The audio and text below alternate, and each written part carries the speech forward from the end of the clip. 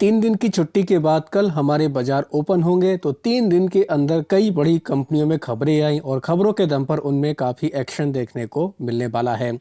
तो कई सारी कंपनियों को इस वीडियो में हम कवर करेंगे। सबसे पहले बात करेंगे अडानी एंटरप्राइज के बारे में, क्योंकि ये अडानी ग्रुप की हम लोग को फ्लैगशिप कंपनी देखने को मिलती है। ओवरऑल पूरे अडानी ग्रुप के ऊपर फोकस रखना है, क्योंकि फ्राइडे को जो खबर आई थी, अमेरिका के जो यूएस की जो कोर्ट है वहां पर एसईसी ने परमिशन मांगी है इनको समन जारी करने को लेकर, जो अडानी ग्रीन एनर्जी से जुड़ा हुआ मामला देखने को मिल रहा था।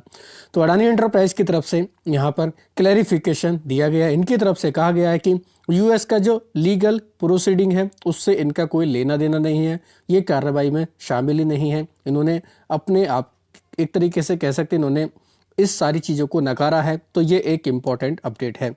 तो इस वजह से अडानी ग्रुप से जुड़ी हुई कंपनियां काफ़ी फोकस में रहेंगी। हालांकि कुछ और इम्पॉर्टेंट खबर भी हमें देखने को मिल रही है। खासतौर पर अडानी ग्रीन एनर्जी के अंदर खबर है कि इन्होंने 50 मेगावाट का सोलर पावर प्रोजेक्ट दोस्तों इन्होंने कमीशन कर दिया है। ये खावड़ा में गुजरात में हम लोगों को देखने को मिल रहा है। तो चाहे आप पूरे अडानी ग्रुप को कल के दिन अपने रडार पर रख सकते हैं। इनके अलावा पीवीआर आइनॉक्स, इसी के साथ साथ मैरिको, ये दोनों कंपनियां भी फोकस में रहेंगी। पीवीआर आइनॉक्स का जो हमें दोस्तों एक पॉपकॉर्न का ब्रांड देखने को मिलता है, बिजनेस देखने को मिलता है। 4700 बीसी ब्रांड इनका है ये। इन्होंने इसको 226 करोड़ में बेच दिया है, एग्जिट कर दिया है। मैरिको ने दोस्तों इसको खरीद लिया है। यानी कि मैरिको के पास में ओवरऑल देखा जाए तो इस कंपनी में 90% से ज़्यादा की हिस्सेदारी अब देखने को मिल जाएगी। तो इस वजह से हम लोगों को ये कंपनी काफ़ी फोकस में देखने को मिलेंगी। तो मैरिको के ऊपर आप चाहें तो नज़र रख सकते हैं। पीवीआर आइनॉक्स भी इस खबर की वजह से कंपनी फोकस में रह सकती है। साथ ही बात करेंगे दोस्तों एक्सिस बैंक के बारे में। निफ्टी 50 का पार्ट है, दिग्गज कंपनी, इसके रिजल्ट आए हैं। नंबर अगर देखें तो मार्केट के अनुमान के आसपास नंबर देखने को मिल रहे हैं। नेट पर 3% बढ़कर आया, लगभग 6,489 करोड़। नेट इंटरेस्ट इनकम 5% तक बढ़कर आई, 14,286 करोड़। तो 6,490 करोड़ जो पैट आया है, अनुमान कितना था? 6,046 करोड़ का था, अनुमान से बेहतर, यानी कि 445 करोड़ इन्होंने अनुमान से ज़्यादा पैट रिपोर्ट किया। साथ ही कंपनी का अगर ओवरऑल एसेट क्वालिटी देखें तो ये भी हम लोगों को मजबूत होते हुए देखने को मिल रही है। तो इस वजह से कह सकते हैं ये कंपनी भी कहीं ना कहीं बाजार के ऊपर पॉजिटिव इम्पैक्ट डाल सकती है। एक कंपनी है, मेटल से जुड़ी कंपनी है, जयसवाल नेको इंडस्ट्री इसका नाम है। इसने दोस्तों सरकार के साथ में करार किया है। 12,262 करोड़ का एमओयू इन्होंने साइन किया है। स्टील प्लांट की योजना है, ये स्टील प्लांट लगाने वाले हैं। तो इस वजह से कह सकते हैं इस कंपनी के ऊपर भी चाहें तो आप नज़र रख सकते हैं। ये भी एक काफ़ी इंपॉर्टेंट खबर इस कंपनी से जुड़ी हुई देखने को मिल रही है। इनके अलावा बात करेंगे दोस्तों हिंदुस्तान कॉपर के बारे में। खबर है कि हिंदुस्तान कॉपर को डिक्लेयर किया गया है, प्रीफर्ड बिडर घोषित किया गया है। जो हम लोग को कॉपर ब्लॉक मध्य प्रदेश में देखने को मिला है खदान के लिए, इनको ये एक तरीके से बिडर घोषित कर दिया गया। तो इनके लिए भी कहना कि अच्छी खबर है, क्योंकि मेटल वाली कंपनियों में अच्छा खासा फिलहाल मोमेंटम है। अल्ट्राटेक सीमेंट की बात करेंगे। इस कंपनी के नतीजे आए, काफ़ी अच्छे नंबर देखने को मिल रहे हैं। हर पैरामीटर के हिसाब से तोड़फोड़ नंबर कंपनी की तरफ से रिपोर्ट किए गए। नेट पैट 1730 करोड़, जबकि अनुमान 1540 करोड़ का था। रेवेन्यू 21,830 करोड़, अनुमान 21,235 करोड़ के आसपास था। एबिडा 3,915 करोड़, अनुमान 3,532 करोड़ का था। मार्जिन 18% के आसपास रहे, अनुमान 16.63% के आसपास था। नेट पैट 27% तक बढ़कर आया है, जो कह सकते हैं जबरदस्त। रेवेन्यू में 23% की ग्रोथ रही, एबिटा 35% बढ़कर आया है। मार्जिन भी कंपनी के अच्छे खासे देखने को मिले। कंसोलिडेटेड वॉल्यूम ग्रोथ देखें 15% रही है, हालांकि इसका अनुमान 19 से 21% के आसपास था। ओवरऑल देखें अल्ट्राटेक सीमेंट ने काफ़ी ज़बरदस्त रिजल्ट पेश किए हैं। तो इस रिजल्ट के दम पर यह कंपनी भी काफ़ी फोकस में रह सकती है। एचसीएल टेक्नोलॉजी में खबर है कंपनी एक्वायर कर रही है सिंगापुर वेस्ट एक कंपनी है, फिनर्जिक सॉल्यूशन। ये वेल्थ मैनेजमेंट से जुड़े हुए बिजनेस में खासतौर पर कंपनी का एक्सपेंशन करेगी, कंपनी के लिए काफ़ी अच्छी रहेगी। 19 मिलियन SGD यानी कि सिंगापुर की जो करेंसी है उसमें ये हम लोग को दोस्तों डील देखने को मिल रही है। तो इस अधिग्रहण के बाद कंपनी की फिनटेक सर्विस और एशिया पैसिफिक बाजार में काफ़ी पकड़ मजबूत हो सकती है। तो इस वजह से एचसीएल टेक के लिए ये डील काफ़ी अहम मानी जा रही है। पीटीसी इंडिया ने अनाउंस किया है इनका जो प्रोमोटर का रीस्ट्रक्चरिंग है, ये इसमें बदलाव होने वाला है।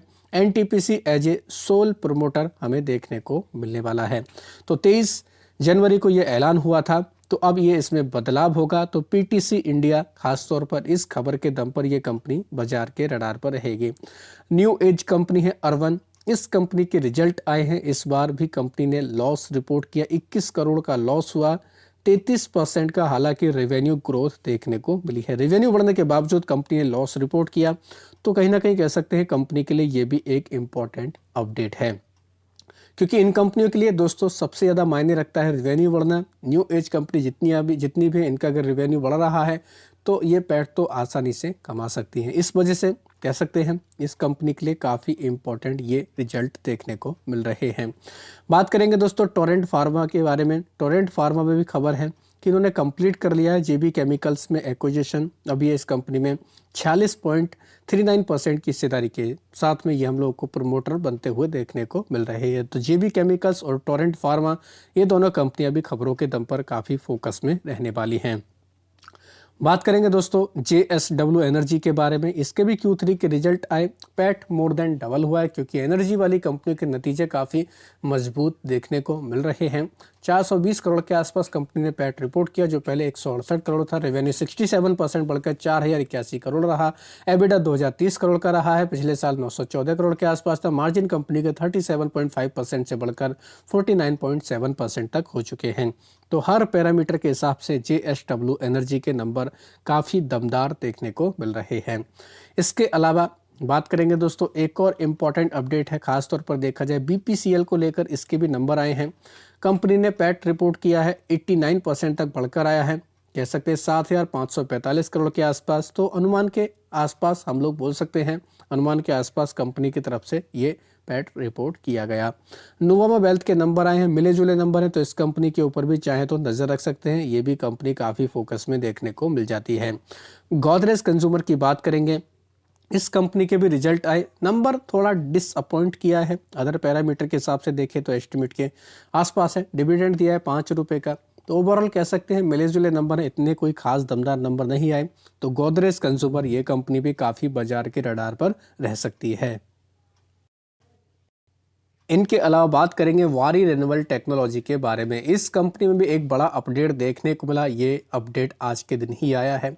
खबर है कि वारी रिन्यूएबल टेक्नोलॉजी एक्विजिशन कर रही है, 55% की हिस्सेदारी खरीद रही है एसोसिएट पावर स्ट्रक्चर के अंदर। 1225 करोड़ में ये हम लोग को लगभग डील देखने को मिलने वाली है। तो कंपनी की तरफ से ये भी काफ़ी ज़बरदस्त अपडेट दिया गया, जिसकी वजह से वारी रिन्यूएबल टेक्नोलॉजी ये कंपनी काफ़ी फोकस में रह सकती है, क्योंकि लगातार इस कंपनी के रिजल्ट तो अच्छे आ रहे हैं, लेकिन कंपनी पर कोई पॉजिटिव इम्पैक्ट नहीं पड़ रहा है, क्योंकि ट्रेड डील की वजह से, US अमेरिका तनाव की वजह से, साथ ही जियोपॉलिटिकल टेंशन की वजह से ये कंपनियाँ अभी इतना अच्छा परफॉर्मेंस नहीं दिखा पा रही।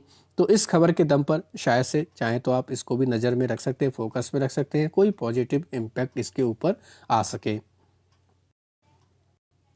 इनके अलावा बात करेंगे ASM लिस्ट के बारे में। यह सर्कुलर भी कल से ही लागू होगा। लॉन्ग टर्म की लिस्ट में 3 कंपनियां हैं, जिनमें फंडवाइजर कैपिटल, पार्वती स्वीटनर पावर और संत नगर इंटरप्राइज का नाम है। इनके अलावा कई सारी कंपनियों को एक एक स्टेज राहत दी गई, जिनमें access gate technology, BGR energy system, साथ ही elite con, international Indo Thai security और NACL का नाम है। इन कंपनियों को एक एक स्टेज राहत दी गई है। इनके अलावा अगर देखा जाए 14 कंपनी बाहर भी निकली है, जिनमें से कुछ इंपॉर्टेंट कंपनी जैसे Alston textile, ASM technology, Ather energy, aspire hospitality, film city media limited, 8 लिप्पी सिस्टम, मिजन वेंचर, MM रबर, नोविटियर रिसर्च लैब, इनके अलावा रिच फील्ड फाइनेंशियल सर्विस, इनके अलावा उर्वी डिफेंस एंड टेक्नोलॉजी। तो इन कंपनियों के ऊपर भी चाहें तो नज़र रख सकते हैं। ASM में बदलाव की वजह से इन कंपनियों के ऊपर असर आ सकता है। साथ ही इसको लेकर ऑलरेडी डिटेल वीडियो चैनल पर है, उसको भी जाकर देख सकते हैं। तो आशा करता हूं दोस्तों आपको ये वीडियो अच्छा लगा होगा। वीडियो अगर पसंद आया तो चैनल को सब्सक्राइब कर लें, बेल आइकन को दबा लें, ज़्यादा से ज़्यादा लोगों में शेयर करें। धन्यवाद दोस्तों, बाय बाय।